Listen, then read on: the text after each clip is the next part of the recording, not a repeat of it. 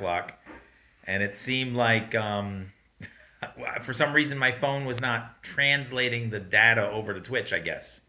I'm not too sure why. There was probably an update, and so we're testing this again and to see if, and so we couldn't connect for whatever reason. So we're seeing if we can connect right now. So just give us a pause.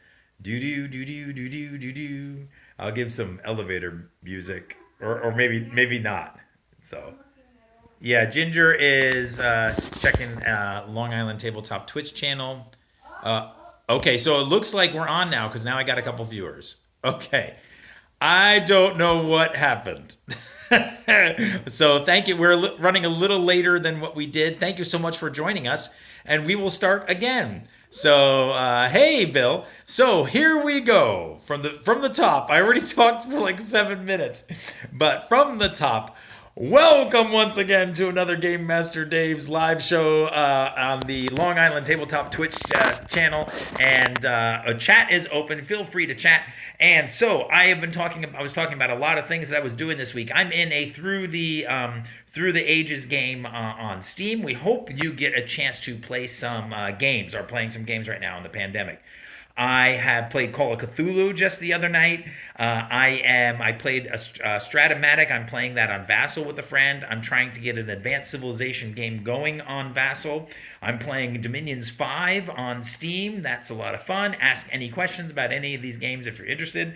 And I am reading Death Traps. I just did a blog post on GameMasterGames.com about Death Traps, so check that out. This is a book about World War II.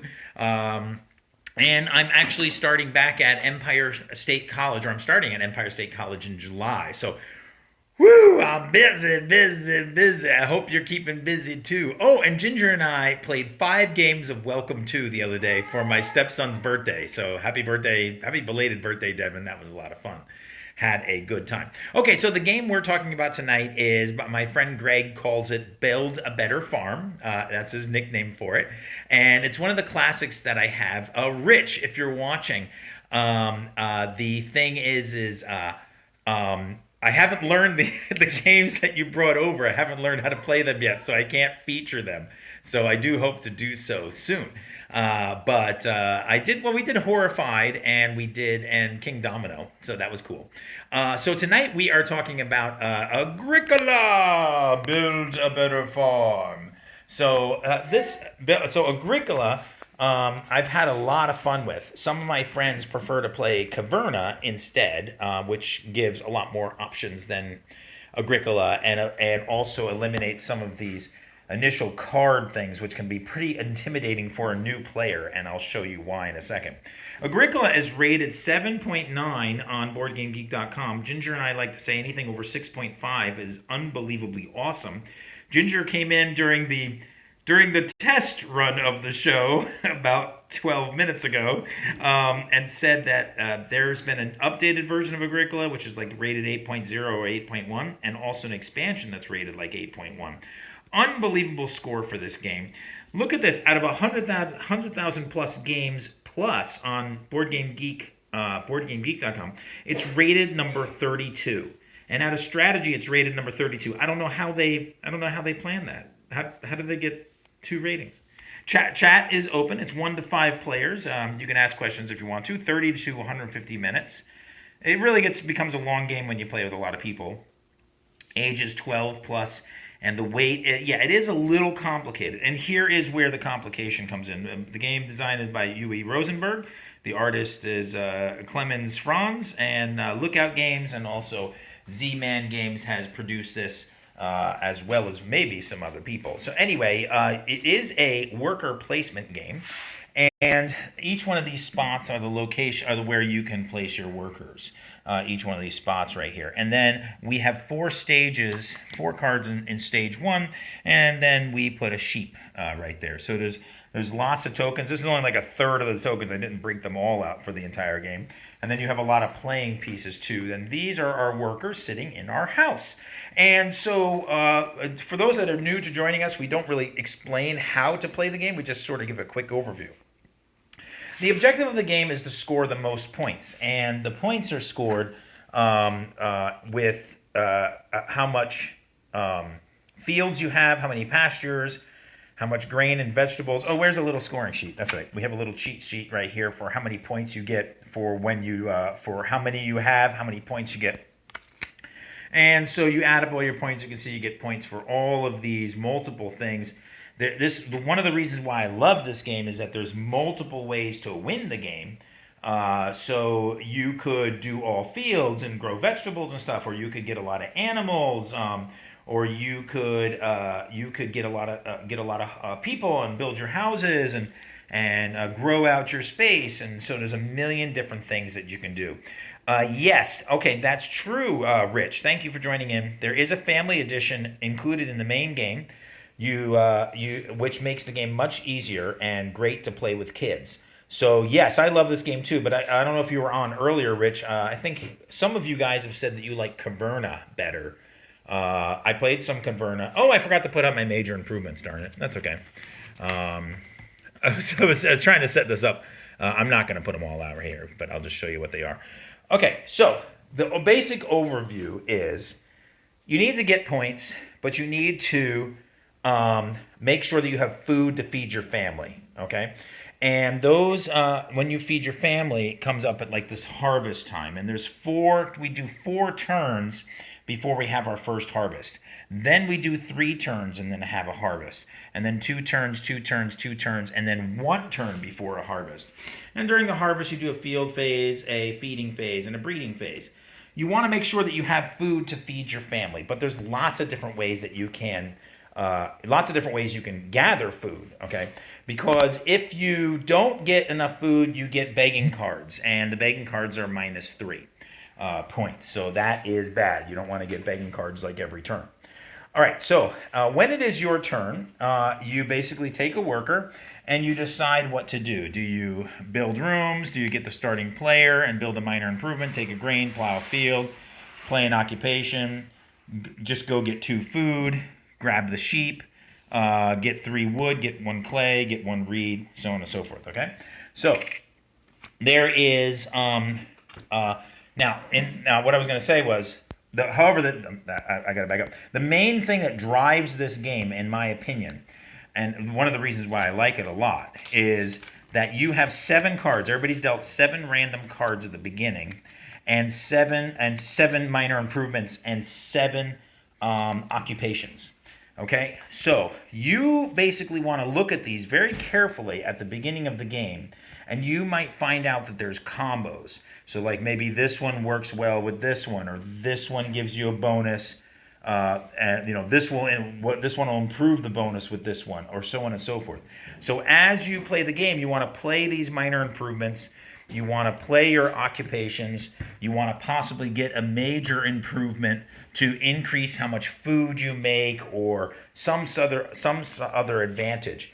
And then as the turns go by, more and more opportunities pop up, more and more places to place your workers. Okay, so then we go to stage 2, and so now we can get stone. You can see from that one, right?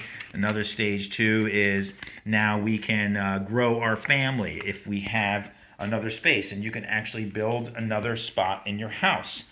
All right, so I'm just giving you like tons of little options that you can do. You can also then change your house over to clay, which will definitely give you some points. So you can change your house over to clay, and then you can change your house to stone. I thought stone was on the other side of this. I guess not. I got some stone thing. Then you can change your house to stone. Then you can also grow your house, and so now you can have 3 family members. You can also enclose some of these pastures or some of this land you have with fences, and then you can keep animals in your fences. So you can keep, in your little pastures, the little blocks signify animals.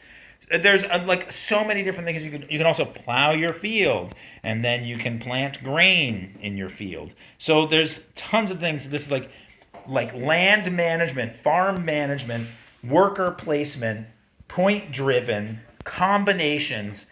And the one thing that I loved about this game, I know it sounds weird that I love this about this game, but the one thing I loved about this game is when I only have two workers, I got two options to do, but I have to do five things this turn. I have to do five, but I can only do two. So it's like that frustration level that for some reason I really enjoy. I don't know why, you know, uh, but basically everybody has the same problems, you know. So everybody's trying to race to get the first player or to get the wood, you know. And so like sometimes if nobody grabs the wood, we add more wood. So now there's 6 wood there. So is it better that I get the sheep or is it better that I get the wood?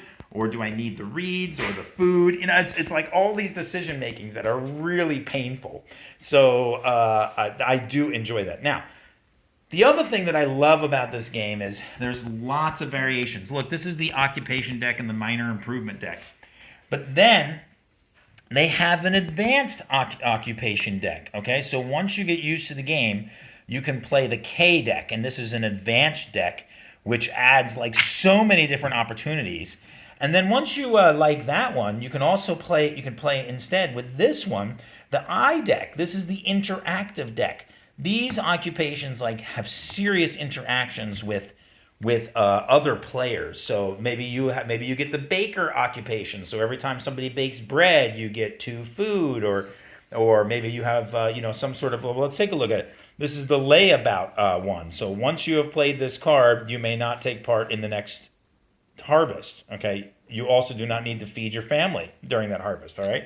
Here's the barbecue card. You know, when you play this card, you can convert as many animals to food as you have family members. So, you know, it's there's very shepherd's crook, you know.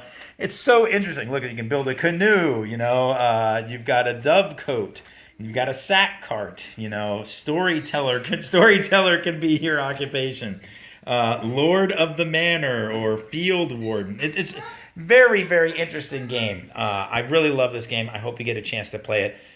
If you are at a game night with me or a convention and you have not played this game, please ask me. I'll jump on this game in 2 seconds to play. So cool. That is Agricola. And again, send me, give me a like, follow, subscribe, comment, suggestion, whatever you like. We are open for anything. So, and then I like to do my little blurb here. So there's our phone number, email, and Facebook page, 3 stores on Long Island that we support. And then of course I got to change this from semi-daily. It's just going to be blog because I don't do it twice a day. My friend Anna called me out on that. She's like, semi-daily means twice a day, Dave. I don't do that. Game Master Games. Ginger's wedding officiant business is open. Joyful Day Ceremonies. Find me on Monday, Wednesday, and Friday at 6:30 in the morning on Over Coffee, or watch it later at 6:30. Also, there's my YouTube channel, Patreon, Twitter, Instagram, Twitch, BoardGameGeek.com, and I'm joined with my fellow farmer Ginger. Because guess who got vaccination shots number 2? This one back here, and me too. This one, we are vaxxed. Yep. Woo! Looking forward to having people over again. Sounds great. They're free. It doesn't hurt. And, There was a little pinch. well, it was, yeah, someone's away. So, with that said, thanks so much for joining us about Agricola. Every Wednesday night at 10 o'clock, we'll be here talking about some sort of random board game. Again, I would love suggestions or comments or ideas. And until we meet again, give yourself 100 experience points. Thanks, Bill and Rich. You guys are my #1 fans. Give yourself an extra 3 experience points, so 103 for both of you. And until we meet again across the internet, keep your rice dry and your plows ready and your cattle strong to pull those plows, right? We got to keep the cattle strong to pull the plows. Right? Right? All right, anyway. Have a good night. Thanks so much. Bye-bye.